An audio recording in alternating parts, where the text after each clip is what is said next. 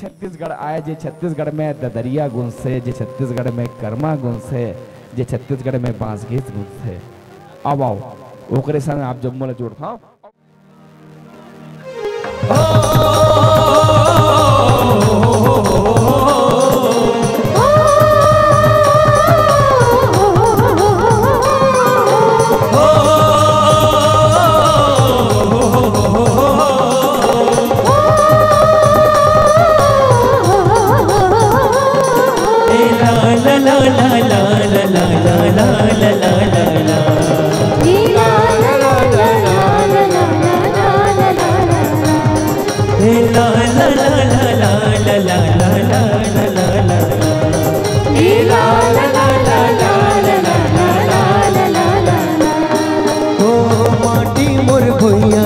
महक मारे रे, माटी मोर भैया के महक मारे रे, ओ माटी मोर भैया के महक मारे रे, माटी मोर भैया के महक मारे रे, ओ मन के चिड़ैया चहक मारे रे, मन के चिड़ैया चहक मारे रे, ये चहक मारे रे, चहक मारे ना, ये चहक मारे रे, चहक मारे, ओ माटी मोर भैया के महक मारे रे, माटी मोर भैया के महक मारे रे, हो माटी मोर भैया के महक मारे ना, माटी मोर भैया के महक मारे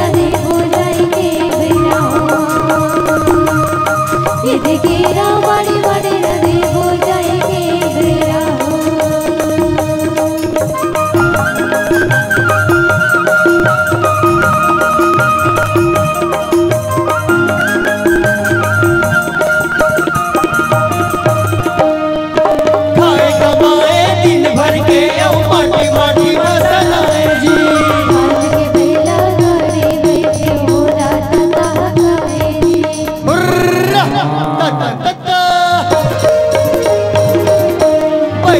उठत चार दुआरी सुख दुख ला गोठियावे जी।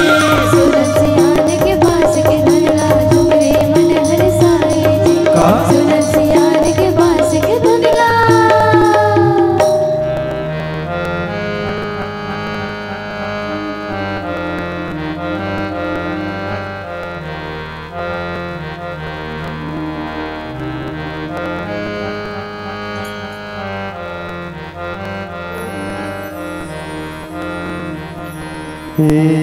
गंगा पाड़े जय दिन गदौरी ग भैया जय दिन गदौरी हो राज मुकुले सरला परिणाम हो।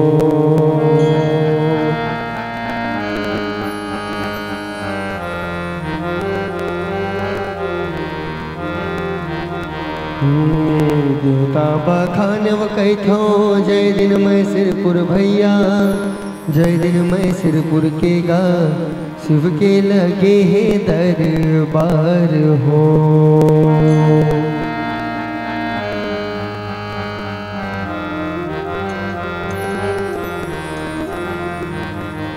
ये दूजे मैं सुमिरा भैया मुरकाना भैरोला मुरकाना भैरोला सूर्य साजे माजे खर राज हो।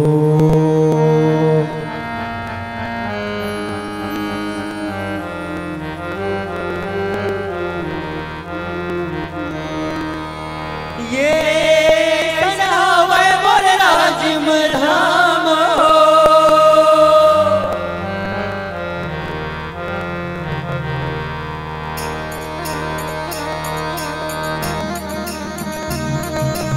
हरे हरे शंभो अलाख निरंजन शंभो आवा दीदी आवा हो।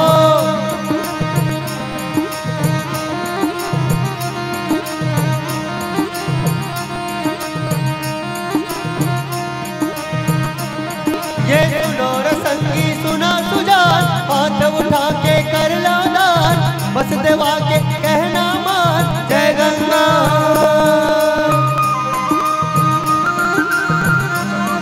हरे हरे शंभो ये सुन तो दीदी कहना लमान रूपा माता हेर दान तोर घर आई तो ना बिहान जय गंगा। हरे हरे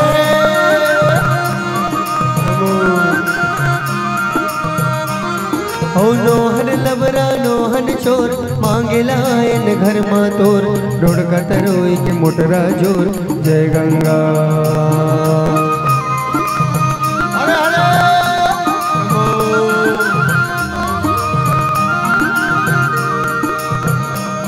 ये जय हो गौटनी जय हो तोर लबरा लफंगा नोहन चोर पोखा पोखा से मिल तोर आधा ला मोर खैबर जोर जय गंगा। हरे हरे नमो अलाख निरंजन आवा दीदी आवा हाथ तोर गाँव बस देवा हो मैया शंभो। हरे हरे शंभो अलाख निरंजन शंभो अलाख निरंजन।